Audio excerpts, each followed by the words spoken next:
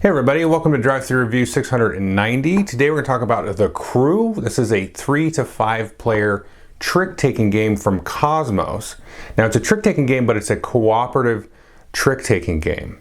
If you're watching this video as I'm posting it on YouTube, you know it's probably been about 3 months since my last video. If you looked at my vlog, I was moving, there was a whole COVID-19 thing, so I had to kind of go underground for a little bit. But now things are starting to come back out. Now I will say, I haven't actually played this actual copy of the game or any physical copy of the game. A friend of mine has sort of cobbled together a mod on Tabletop Simulator and we played in a ton of it there. So let's jump in and look at how this game actually works, and then I'll come back and give you my thoughts on it. So here are all the components that you get in the game. The two key aspects here are these two decks of cards. The larger deck of cards are the cards that the players will get dealt. They'll get a hand of these cards, and these are various different suits of different colors. And you can see they've got the little symbols there to mark the different suits as well.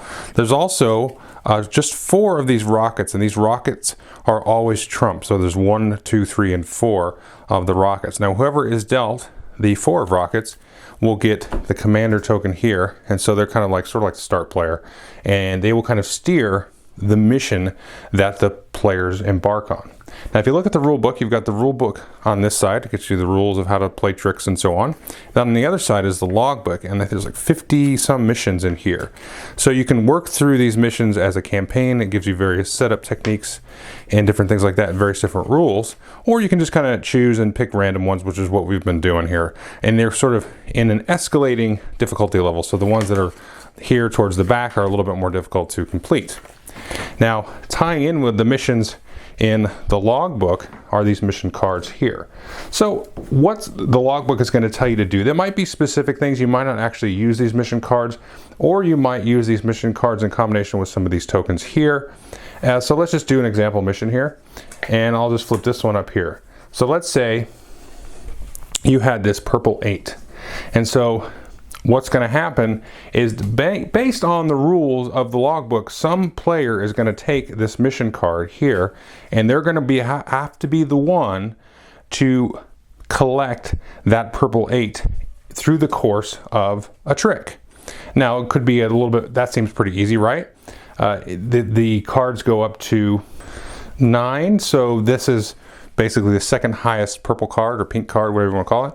And so the players will going to have to work and try to communicate, but not talk. They cannot talk during the communication. They have to kind of communicate through the cards that they have and so on. But you might get another mission that maybe is a little more difficult like this. So it might be this one here, and so maybe one player takes this pink 8, and then another player takes the yellow 3. And so this player again will have to capture the pink 8, and the other player will have to capture the 3.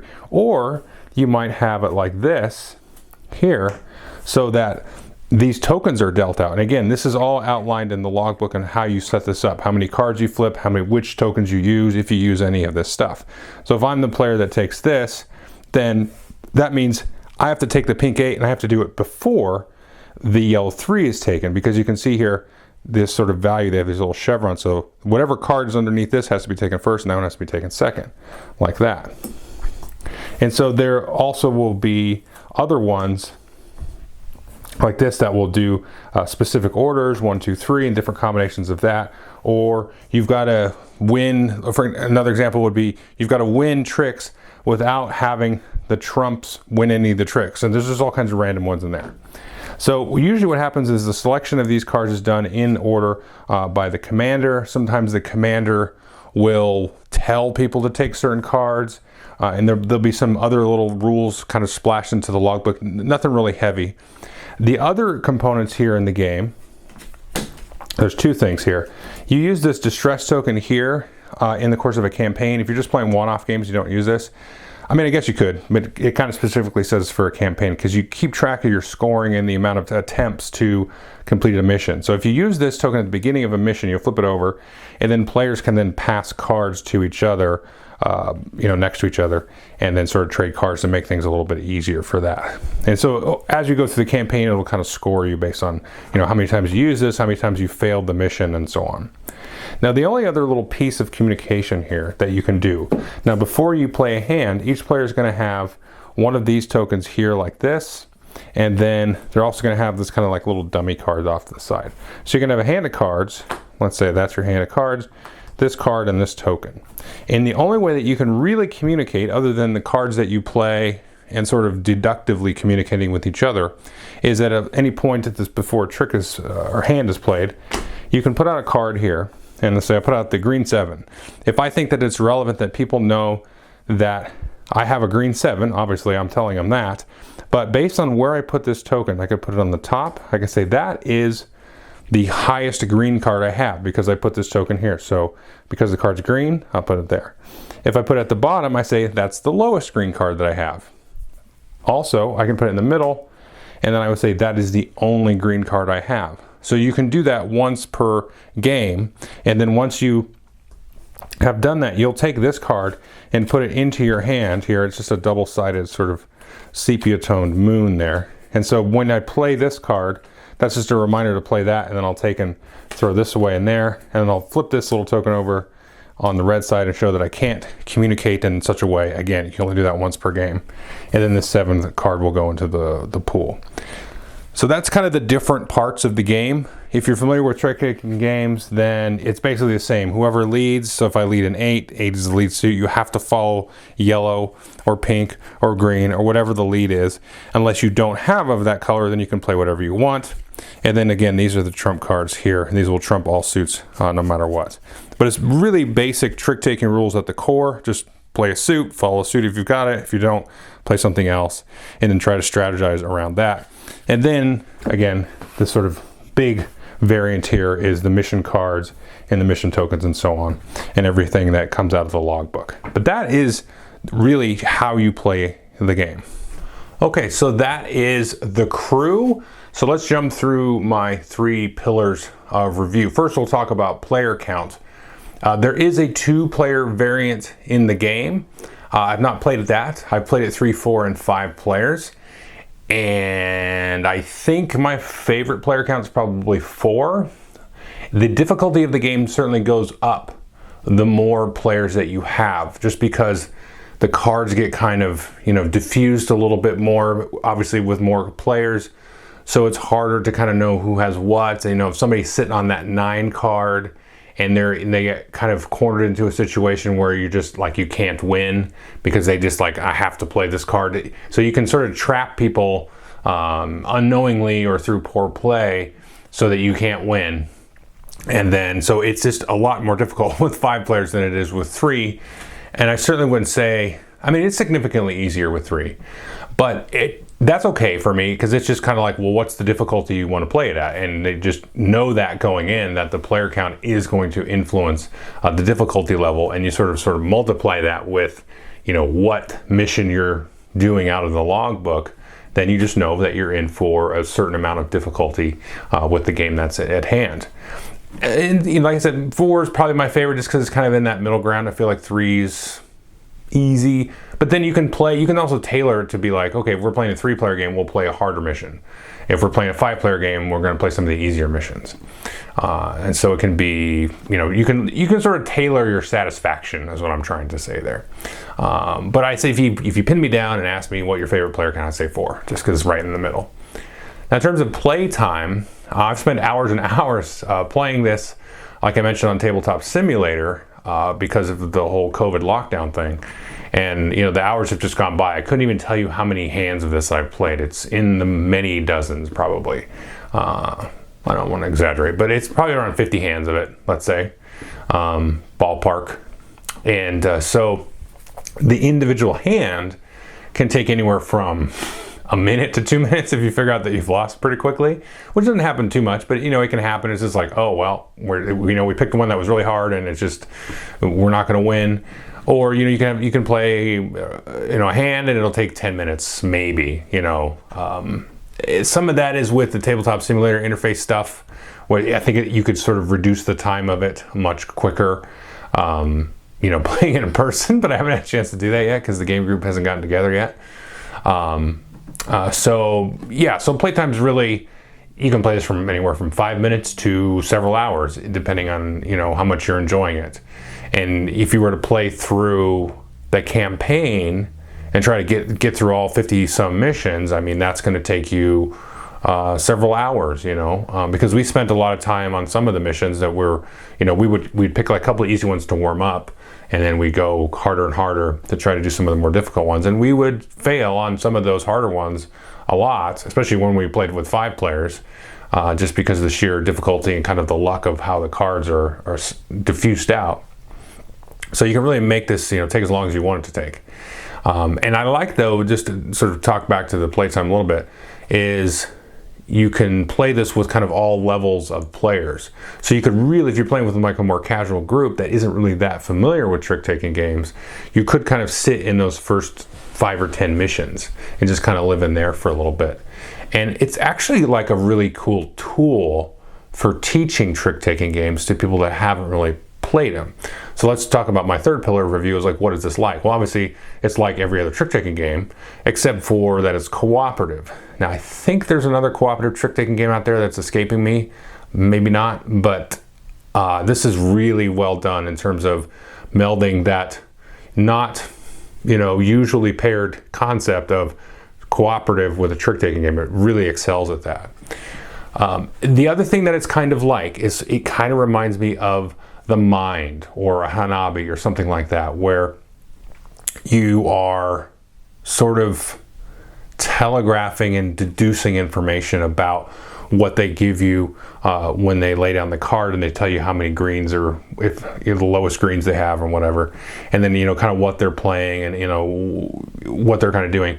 And so that level of sort of telepathy kind of thing, or that deduction aspect, that's really going to come into play with players that play a lot of trick-taking games. In my particular group, we play lots of trick-taking hand management games, like oh gosh, I'm having a brain fart here. Stickeln is one that I'm thinking of. There's just a whole bunch of trick-taking games. And so they're a nice kind of, filler to play kind of at the end of the night and whatever. So we've played a lot of those. So you'll find that if you play that with people that really do like trick-taking games, you're all probably going to quickly kind of get to that level where, like, if Billy plays a card, the rest of the table is going to be like, oh no, because they know that because of what everybody else has been playing that we've lost. And then Billy, if he's also into this kind of game, he'll be like, it's like 2 seconds after, he'll be like, oh no, I see what I just did.